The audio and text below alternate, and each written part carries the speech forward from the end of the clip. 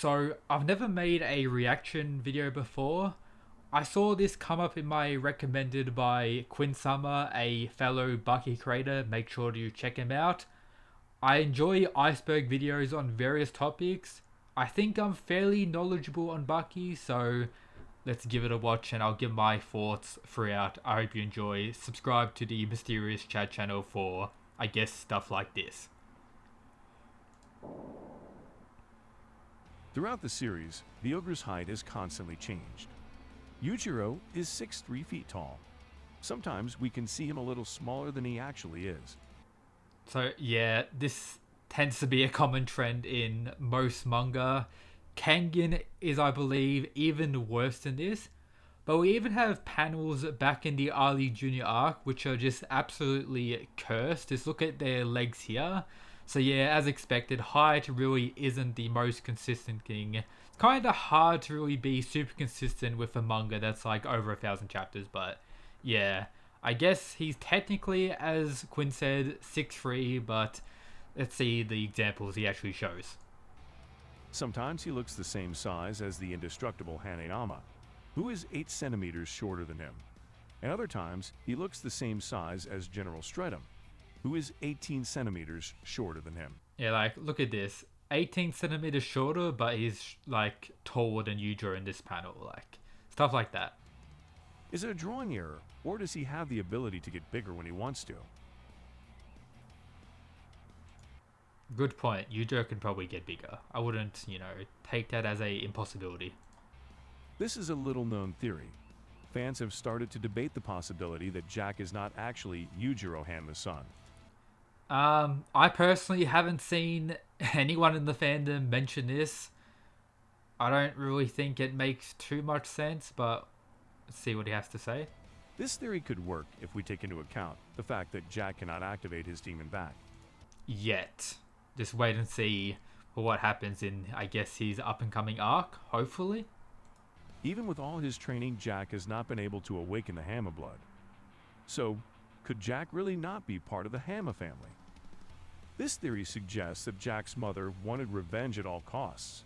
So, she tricked Jack by telling him that Yujiro was his real father. But who would then be Jack's real father?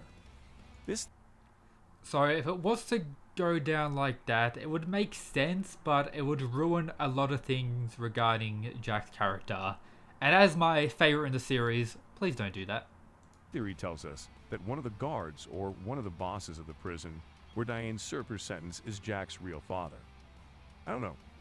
If we think about it, it's not too far-fetched. But well, I think this for like an iceberg video should be like near the end, because I don't think anyone's talking about that if I'm being honest. Let me know what you think about this theory. This is something very curious, since in the animated series Baki the Grappler, we saw a young Baki with orange hair. Then in the Netflix series, we see Baki with a different hair color. This happens after Yujiro fought Baki for the first time. I guess he just, as he got older, his hair color changed. I think that's fairly common with a lot of people, even in the real world, especially from like young. I believe Baki's like 13 or even younger in his flashback, and then he's like 17, 18 when his hair changed, so it makes sense. The simplest answer would be that this is due to Hanma blood, although we could also assume that it is simply a change in drawing style. The famous power-up that Baki got after having his first time is always a topic of discussion, both for those who take it with humor and for those who take it more seriously. His father Yujiro was the one who advised him to do it day and night to increase his power, so we can assume that the Hanma family has this peculiar way of training. There's really no explanation behind it, so I guess it's I feel it's just some, wacky Baki greatness, if I'm being honest. a unique ability of the Hanma family. It is no secret that the Baki series has a large number of references to real life. In fact, the series introduces us to many historical characters. For example, the great Doppo Orochi is inspired by the carrot master Oyama Masafatsu. Oliva Biscuit is a clear representation of the Cuban bodybuilder Sergio Oliva. We also have Jun Guevaru, who is inspired by the controversial Che Guevara. Like them, There are many other characters who are inspired by people in the real world. Okay, that's level 1. Let's get into level 2 now. Ridiculous fact. However, as crazy as it sounds, one guy on the internet dared to calculate the I've unfortunately seen this before. size of Yujiro's snake. Based on an image from the manga, this guy managed to calculate that Yujiro's snake measures 19 centimeters. Obviously, for someone like Yujiro, this is not even close. However, Definitely a grower then. if we take into account that the Japanese average is about 13 centimeters, we could say that Yujiro has a big one. Interesting. The Dark Tunnel is a deadly technique created by Gaia, the master of environmental combat. This technique consists of entering the opponent's body by making its way through the lower part to finally exit through the victim's mouth. The first and only time we see this technique is when Gaia attacks an army colonel using this technique. Everyone Very present cursed. is shocked as Gaia calmly retreats. Some may not know it, but Katsumi is actually Chinese and not Japanese. Doppo Orochi adopts him on one of his trips to China. Yep. This means that, after what happened to Retsu, Katsumi is the new heir to the Chinese martial arts.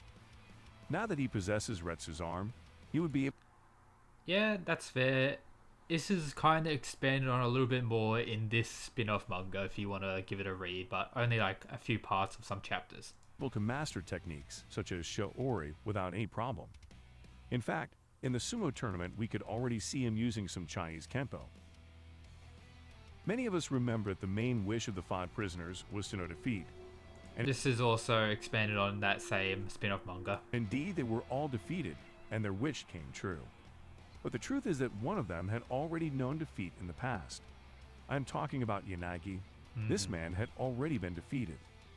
The man who defeated Yanagi was Taisen Matsumoto, Kozue's father.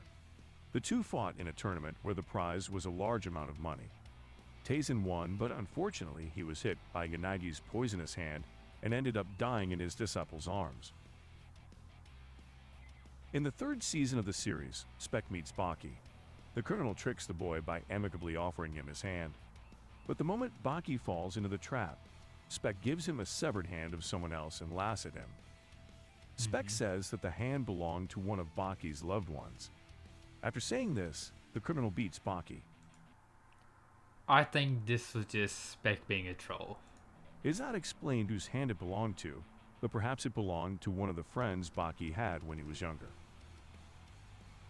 During an interview with Keisuke Itagaki, he was asked why Ali Jr. couldn't beat Baki.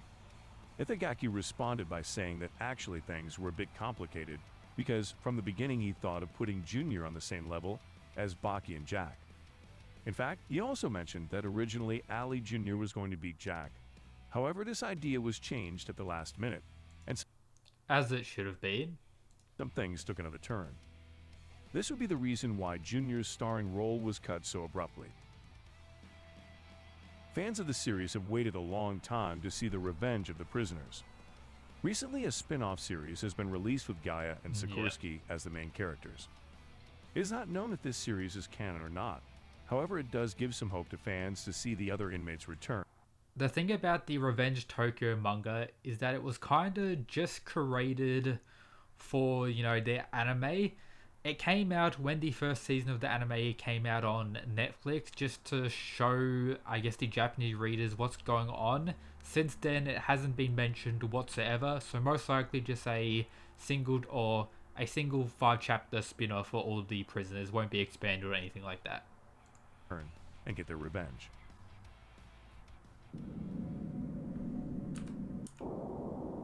Level 3 boys. But for those who didn't, here's a fact.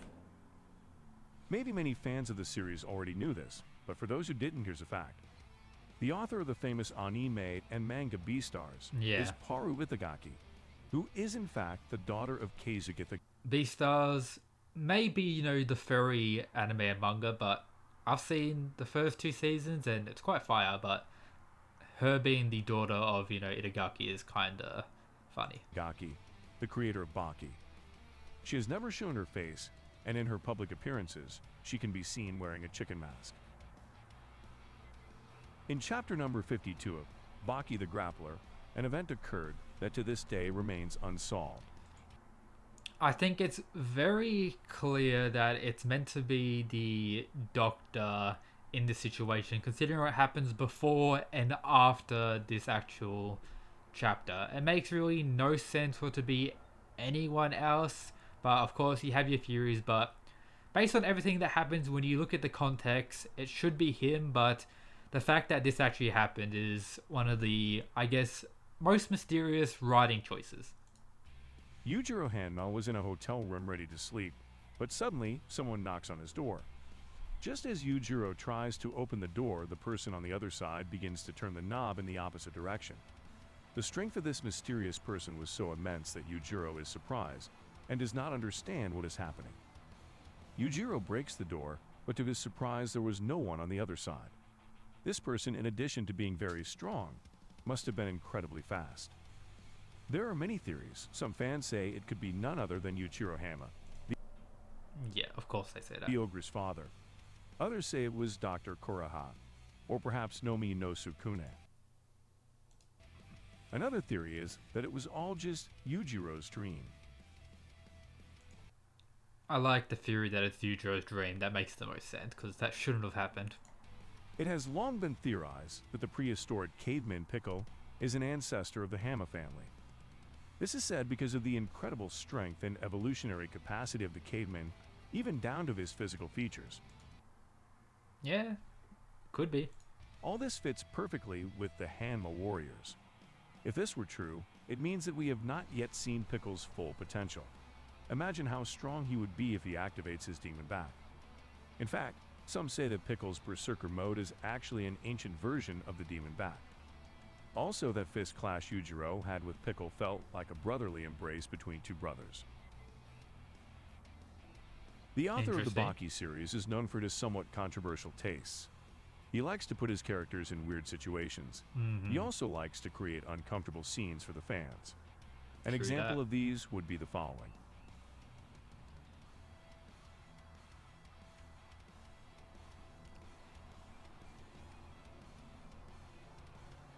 Don't know what that last one was. After having Retsu's right arm implanted in his body, Katsumi was able to use the same Chinese Kenpo moves that Retsu was using when he was alive. Katsumi had not yet gotten used to this new arm. However, he decides to participate in the tournament that Mitsunari was organizing in the underground arena. Katsumi faced a Rikishi, and to everyone's surprise, his right arm moved on its own. Katsumi, without realizing it, had begun to use Chinese Kenpo even though he had never practiced it. It was well, he had kind of practiced it to some degree with some training with Kakyu and Retsu, because they did do a lot of training together. That the memories of Retsu were still alive in his right arm. Also, at one point in the fight, Katsumi is touched by a presence that was at his back. Retsu's figure became present in the same way that Yuichiro... This definitely needs to be expanded on in the future of Baki, and I guess the main reason for why there's still a lot more content left in the future of the Baki manga. Hanma had done before. In the latest episodes of the Baki series, Yujiro Hanma looks a completely different physique. Man is looking extra thick now. The ogre looks bigger and more muscular than usual. Series to conclude that Yujiro has been training all this time. Well, we know from early in Grappler Baki, the first series, that Yujiro progressively gets stronger every day, so I guess we're seeing the physical changes for this. The truth is that Yujiro has never been seen training, or at least not seriously. On one occasion, we saw him stopping the arrows of that guy in Grappler Baki. We also saw him swimming against very strong currents while he was on vacation. Some will say Yujiro was training and gaining muscle mass. Others will say this is just a change in Itagaki's drawing style. Whatever the reason, Yujiro's new design has caused controversy among fans of this. I personally like it. Buff Yujiro is, very menacing and... yeah. Series. Some like the old design better, and they are right. If we take a look at these designs, we will see that the old one was more aesthetic and detailed. Some fans continue to claim that Kozuha cheated on Baki with Ali Jr. This is because of the interactions between these two characters. The scene that caught the most attention was when Kozue went to comfort Junior as he was crying after being defeated by Baki. I wouldn't say she felt sorry for him. Something interesting is that she hasn't appeared since the father-son fight, so is she going to return at some point? We'll have to wait and see, but And I don't think she was unfaithful to Baki either. I think she actually felt a kind of maternal affection towards Junior. She made it clear to him from the beginning that they could only be friends. Level 4, boys. Let's go. I'm enjoying the video so far. Once again, shout out to Quinn. Make sure to check out the original video, it'll be in the description. Many of us have asked this question. Has Hanayama ever trained? So, at first, when he was like initially introduced, it was kind of implied that he hasn't trained. But then in the Musashi arc, Yujiro says Hanayama trains. And then before his fight with Musashi, it gets outright confirmed. In an episode of Baki Gaiden Scarface, we can see that Chiba Haru was walking as usual in the streets of Japan. He was thinking about how strong he wanted to become. He also thinks about Hanayama, his biggest idol. Chiba says that Hanayama has never needed to train to be strong, and that's why he admires him so much. However, a few seconds later, Chiba was perplexed by the figure that came running through the crowd. It was none other than Hanayama. Everything seemed to indicate that the giant was training. Chiba is shocked and asks Hanayama why he does that. But that question makes him angry, and he knocks Chiba out with a punch. After that, Hanayama goes on his way, but before he explains that it is a very special day, it was the sports day in Japan. Now we know that Hanayama does train, but he doesn't like his friends to see him doing it. Despite not being Canon, Jack Hanma and Katsumi Orochi have... Yeah, this occurred in a special chapter for a Baki anniversary, I believe in this manga. A fight. This happened in a tribute to Baki made by the author of the manga Usagi, Sako Tashio. He says it anyway. The fight was held in a place that did not seem to be the underground arena. Everyone present was betting large amounts of money on this Fire fight. panels, though. Even Hanayama and Yujiro joined in the betting. The Ogre betting on his son and the Yakuza betting on Katsumi. The fight ended in a draw, as both fighters fell to the ground unconscious, and it was never known who would have won. But after all, Itagaki said he loved this tribute, and also commented that the fight was not too far from reality. There has been a lot of debate about whether the Baki spin-off series are canon or not. For example, we have two Hanayama spin-off series, one focusing on his school days and the other chronicling his early...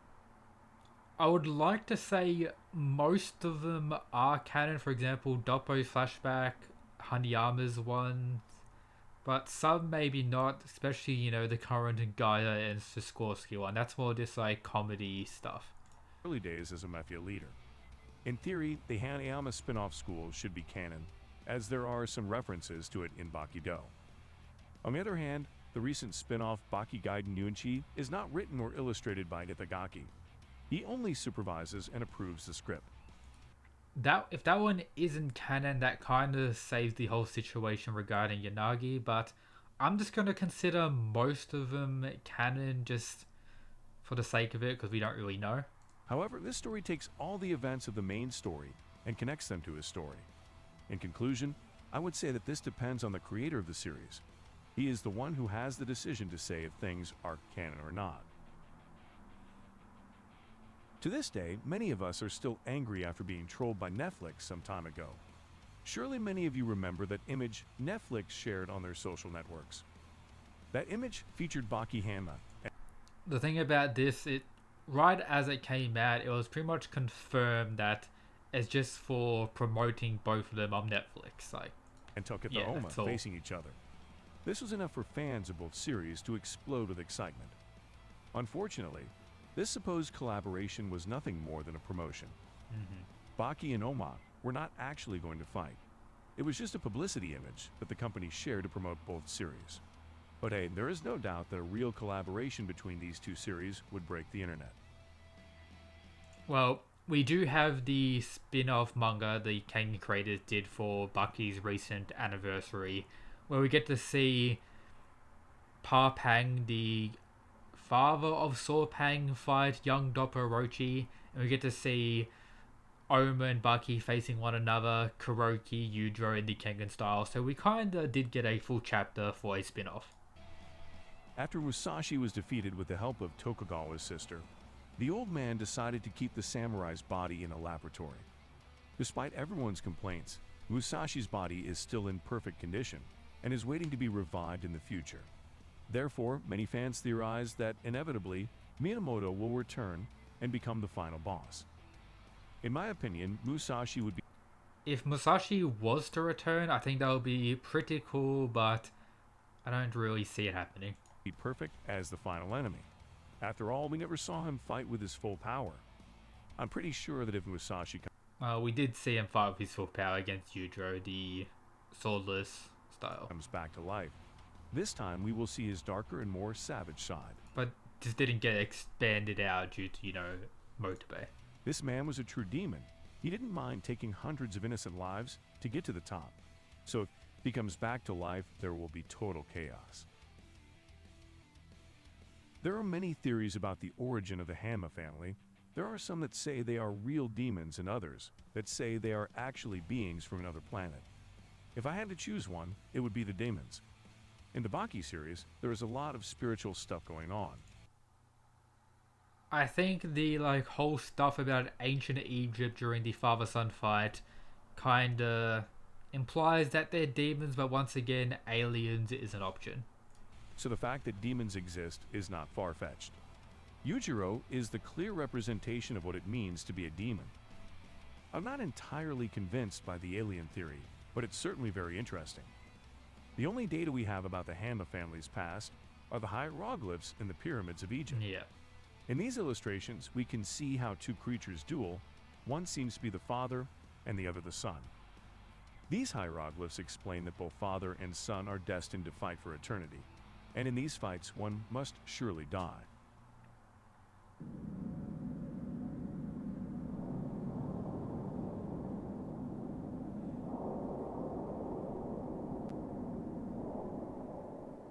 Level 5, let's go. In the Baki series, we have seen how several giant animals have appeared. As the clearest example, we have the African elephant that was able to defeat several vehicles with military weapons.